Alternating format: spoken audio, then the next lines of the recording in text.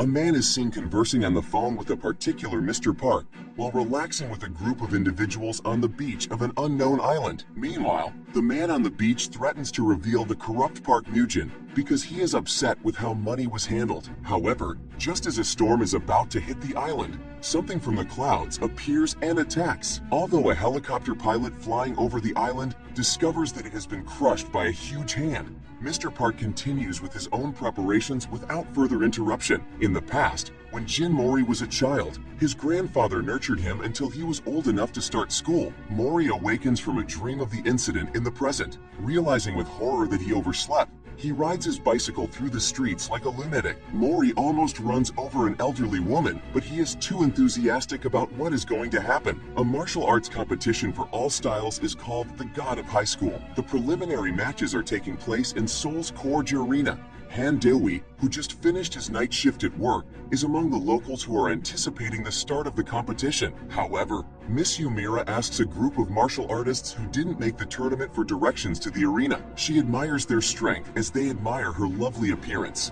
While riding his bike all the way to the arena, Mori begins to feel hungry. He learns while traveling that yet another elderly woman has been robbed by an unruly motorcyclist. He is able to see the whole picture of her predicament and chooses to attempt to retrieve her handbag, insisting that the biker stop. Mori is able to keep up with the rider. Mori accidentally crashes his bike into Mira's face while pursuing her. The moment he tries to leave, Mira slashes him with her sword. Mira learns of the predicament, decides to pardon Mori, and joins his crusade to catch the thief. They are able to track down the biker and almost bring him in when Mira crashes into a street sign. When the biker thinks he's made it out unscathed, Dewi shows up, punches the thief off his bike, and quickly puts an end to the chaos. Together, Mori, Mira, and Dewi arrive at the arena in time to get ready for the preliminary rounds. The regional qualifiers for the tournament's next phase, which begins in a month, will be decided by this event. Nanomachines attached to contestants' bodies enable the tournament staff to track their vital signs and assess their physical prowess. However, the contestants are instructed to start fighting by the announcer, but many of them are perplexed. They quickly come to the realization that the preliminary rounds will feature a battle royale between the many participants. As the fighting continues, the strongest combatants stand out from the rest of the group by using their superior fighting techniques. Among those who win the race are Mori, Dewi, and Mira. Meanwhile, Mori allegedly engaged in combat with the commissioner who hired him and injured him. The same commissioner sees Mori fight and asserts that everything is going as planned. The other commissioners permitted Gang Manseok, a notorious youngster, to join the conflict late. The commissioners believed he should be defeated due to his violent past. Gang joins the conflict and quickly gains control of those nearby, even intimidating them. As she engages Gang in combat, Mira uses her bare-handed moonlight sword-style no Deva to try and stop Gang. Despite her best efforts, Gang manages to fend off her attacks before Mori enters to take control of the conflict. However, Mori, Dewi, and Mira have made it through the first preliminary round. With the next round coming up, the three of them talk about their reasons for entering the tournament. Mira says she's hoping to find a strong man who can become the successor to her late father's moonlight sword style and rebuild her family's dojo. On the day of the tournament, one of the favorites to win the tournament, Gang Manseok, faces off against Tai Chi user Go Gando. The President of the United States questions the mysterious island that was crushed by a giant hand with a cross. Park Mugin enters the building as the President and Mugin interact. After finishing the first preliminary round, Mori, Dewi, and Mira are walking back home. Along the way, they talk about their reasons for entering the tournament. As Mori gets curious about Mira's sword, he accidentally drops it in the river. However, it causes slight anger in Mira as she slaps him and tells him to leave. Mira looks for her missing sword as her flashbacks show us how important moonlight sword style is to her. Mori comes back with a flashlight to help her search along with Dewi after bringing an even brighter light to make the search easy. A warm feeling of friendship grows within the trio. The second round for the God of High School starts. Whoever makes it to the end of the tournament will be granted permission to participate in the National God of High School Tournament. The second round is a bracket formed as participants go one-on-one with each other and make it to the next round. As participants are waiting in the waiting room, tension happens between Go Gando and Gang Manseok when Gando told Manseok to leave Mori alone. Manseok lets out a quick kick toward Gando while he was off guard. It was a very close kick as Mori pulls Gando back from the fierce kick. The tournament starts as Mori, Daewoo and Miro in their first round along with Sungchul and Mizin. A full fight is shown between Gando and Mansia.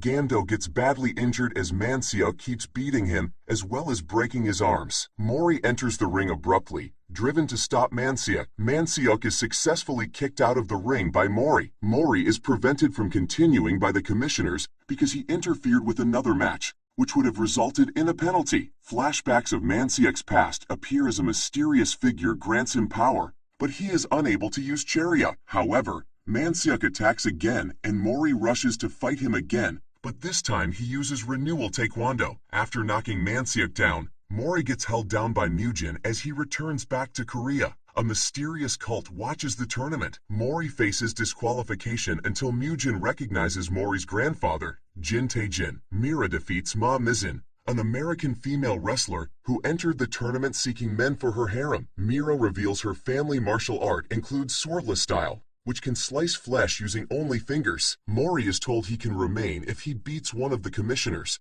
though not the commissioner Mori wants. That night Mori eats a peach Mujin gave him and immediately vomits blood as it was not a normal peach. Daewoo's friend Sungtae switches to a more expensive medication, so Daewoo becomes even more determined. He duels Baek Sunchul who fights with a baseball bat. Despite painful damage to his organs, Daewoo destroys his bat and knocks Sunchul unconscious. Mori awakens and only just makes it to his fight. He is told he will win if he can push the commissioner to the floor.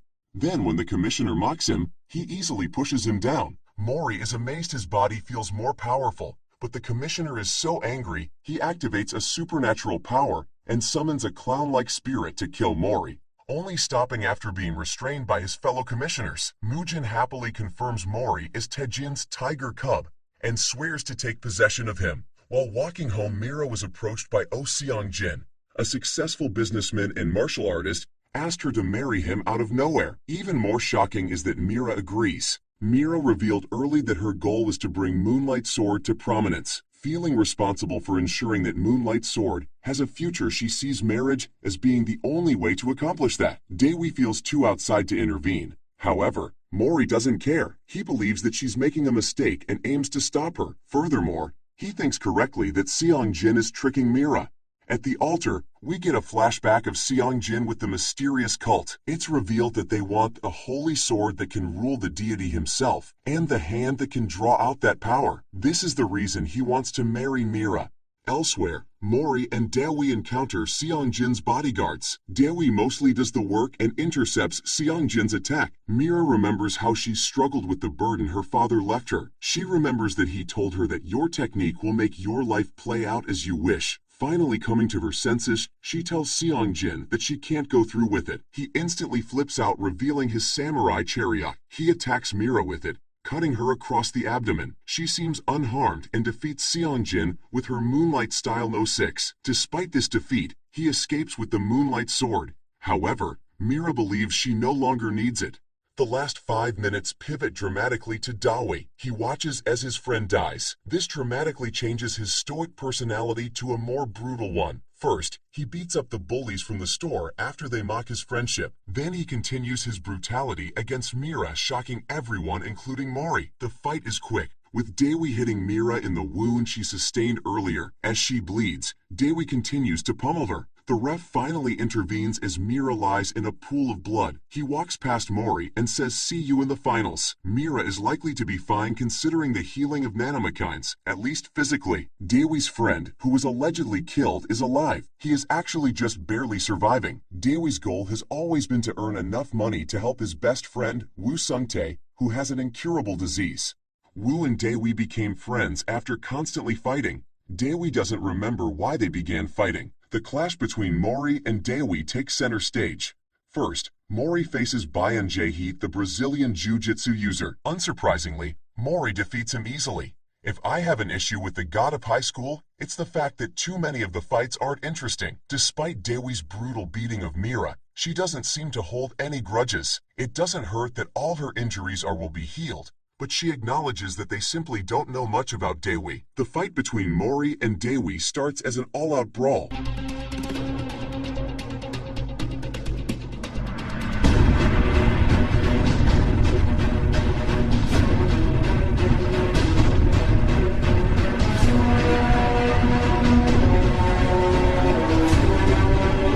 The battle is more evenly matched than I expected. Mori flashbacks to the aftermath of Dewi's battle with Mira and vows to make him pay. Mori attacks Dewi with his triple kick. After knocking him down, Mori reaches his hand out to Dewi. However, Dewi contends that he never considered Mira or Mori to be friends. Elsewhere, Wu dies.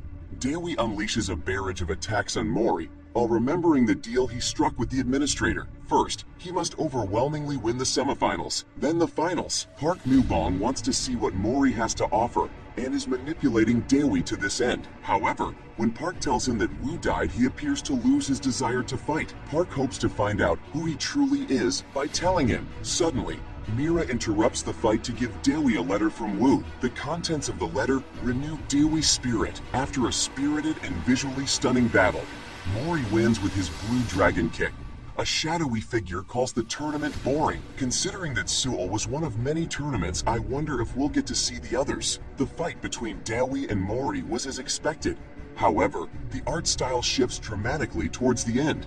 The thin ink outline was specifically confusing.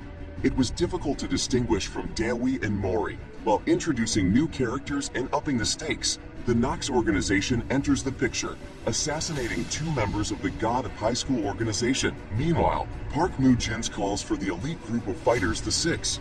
We also get a glimpse of the power that Jin's grandfather possesses as he defeats several men from Nox. The most interesting aspect of this episode was the reveal that Shim Bong-san, the ref, was blinded by the Moonlight Sword. It felt like he would become Mira's master, but he is quickly killed off-camera by a Nox assassin. The National High School Tournament begins with Group A. Our trio, Team Seoul, faces off against the team from North Chungcheong. The team format is simple. Each team will fight one-on-one, with the first team to reach 2 wins moving on. Jin fights first against Na. However, when he tried his new pressure points to strengthen his attacks, he paralyzed himself. He's defeated by Na. It's an unexpected and funny moment. This tournament is making it clear that we can't assume Jin will win every match. Elsewhere, the assassin from Nox, Drake McDonald, is gloating about killing the Judge Q.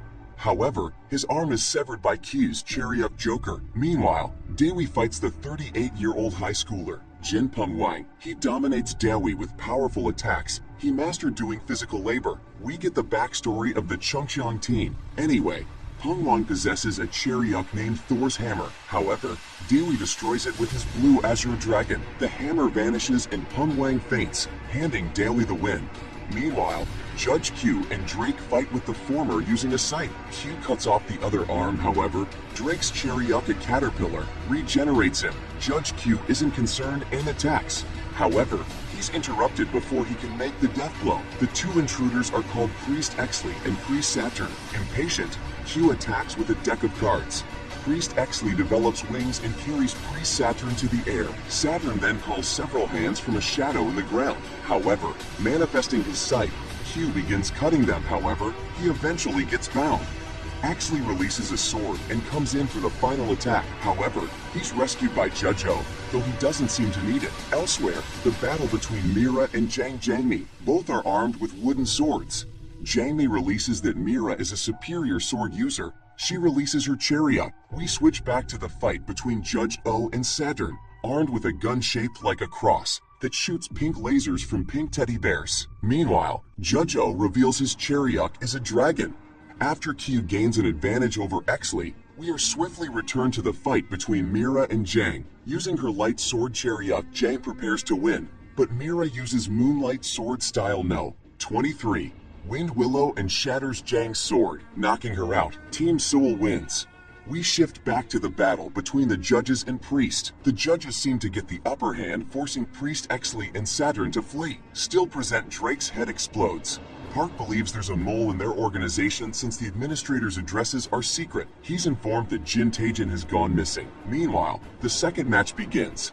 Jegal Tak and Jan Jugok face off. Jegal Tak brutalizes Jan with his Megalodon chariot that crushes the latter, leaving a pool of blood. Both Jan teammate and Daewoo interfere in the beatdown. Park refused to disqualify Jegal Tak because he may be the key. However, the second matchup begins between South Jala and South Chungcheong. Park Sung-ga faces off against Nam Gungdo. After discussing strategy with her team, Park KOs Nam with a powerful kick to his jaw. The most important member of the team is Park Ilpio.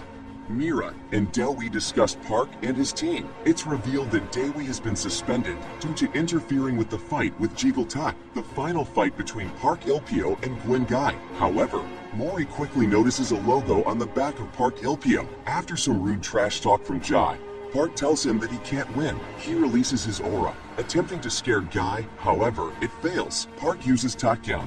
He hurts Jai and decides to release his chariot. Park continues to use his Taekyon, dodging Guy's attacks. He strikes Jai in the face with a kick, knocking him out. Mori remembers the logo as being one like the military symbol his grandfather wore. On the way home, the trio discusses the tournament and the need for them to get stronger. Mori doesn't want anyone else's power.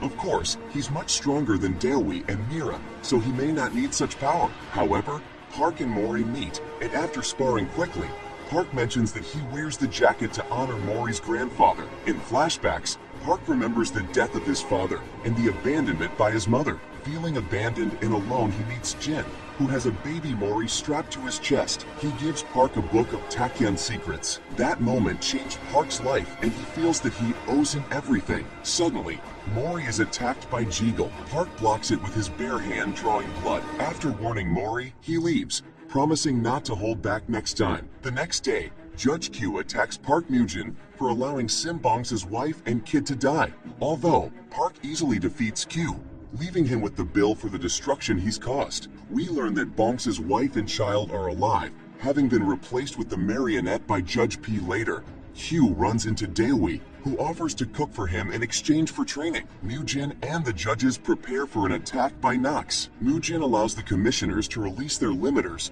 and weed out the traitors. Both the Nox and Mujin mention God a lot. However, Mori remembers the last time he saw his grandfather. It was on his 6th birthday.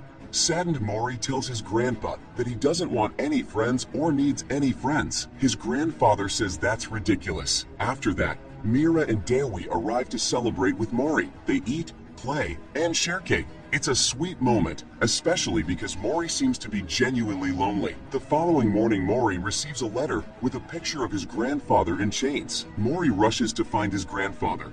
The tournament has reached the quarterfinal stage. However, with Daewoo suspended and Mori missing, they're in trouble. Judge P tells Mira and Daewoo that the match will begin in 5 minutes, and if Mori doesn't show, they forfeit. Mira opens against Lee Marin, a dark-skinned bald guy that fights in a thong. Elsewhere, Mori reaches the abandoned warehouse where he locates his grandfather. Meanwhile, Mira struggles to land direct hits on Marin due to the latter being covered in tanning oil. Marin attempts to suplex Mira, but she stops him by striking him in the stomach. Suddenly, Marin's teammate tosses Mira's sword. He and Mira clash, with Marin breaking her sword. He reveals the sword's true power.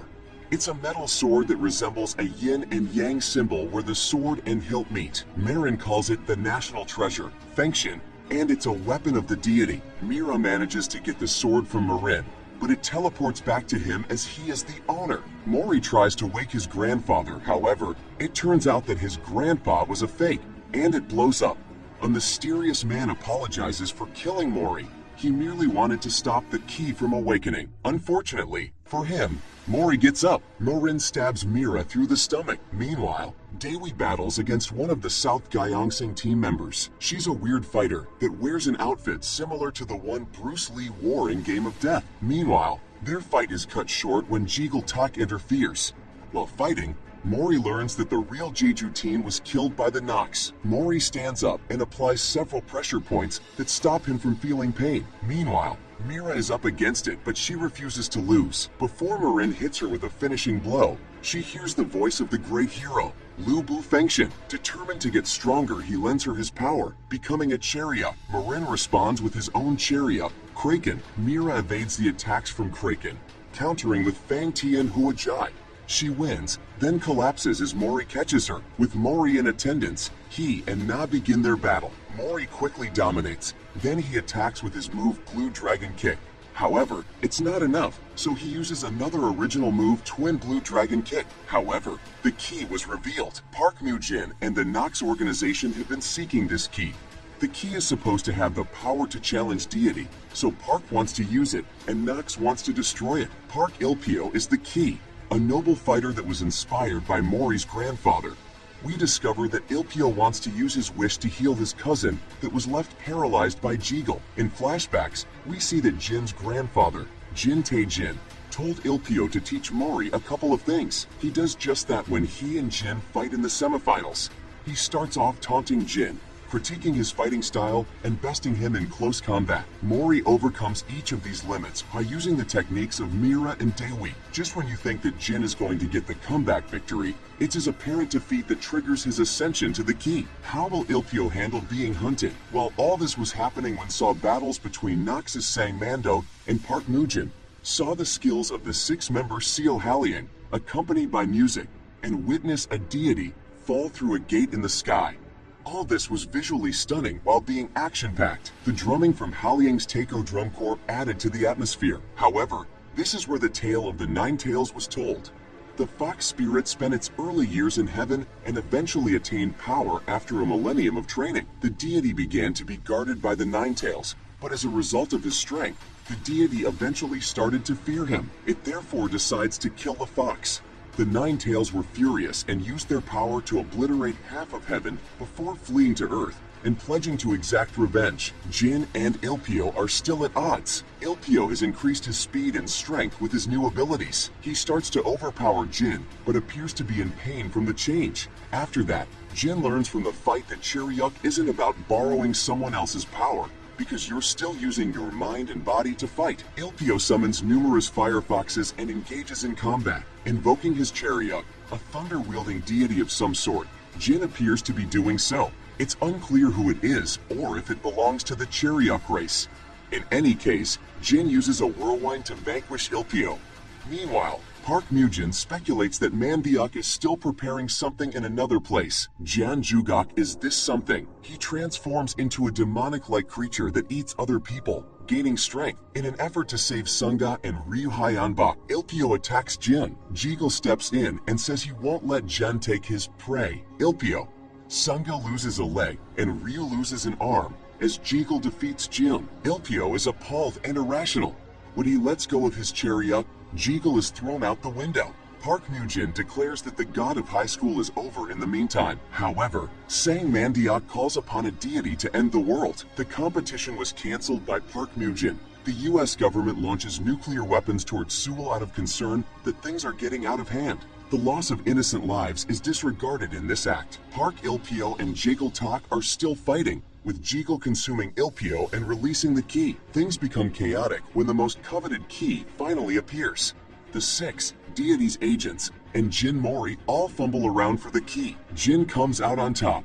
All the children are teleported to a secure location by Park Mu-jin. Jin receives the key from Ilpio, who instructs him to keep Jeagle out of it. However, Jeagle shows up where Park Mu-jin teleported Jin and the other people. Daewoo and Mira decline to assist him when he requests to know where the key is. He chooses to murder them.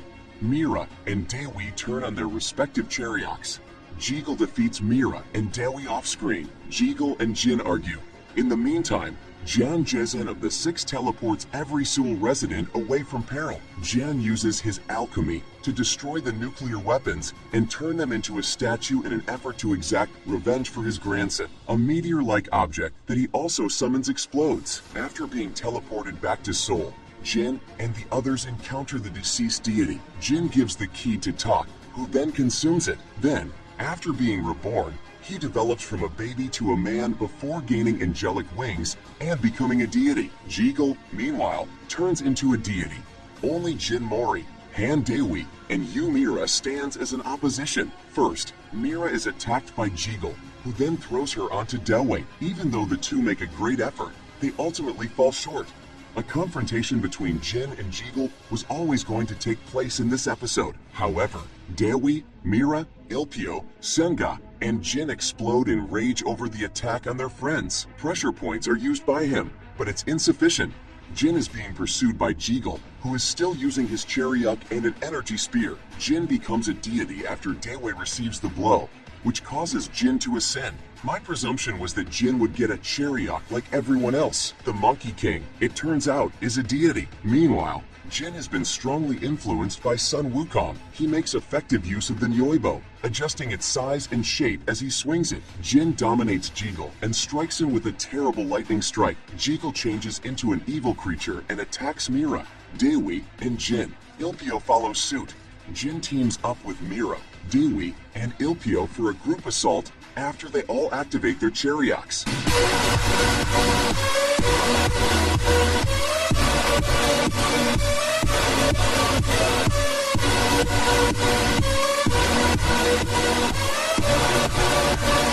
Jeagle leaves a piece of the key behind before vanishing. Our trio got what they wanted. Jin wants to make the fighters' bodies whole again. To recover Satan Taisi's memories, Jin, Dewi, and Mira will travel to his home country. The key's keeper, Ilpio, must traverse the globe to gather every component. Finally, Jin's grandfather is still trapped by the Nox. At this point, we have reached the end of our video. Wait for us in the next part. If you liked the video, do not forget to press the like button and subscribe to the channel to get more new videos.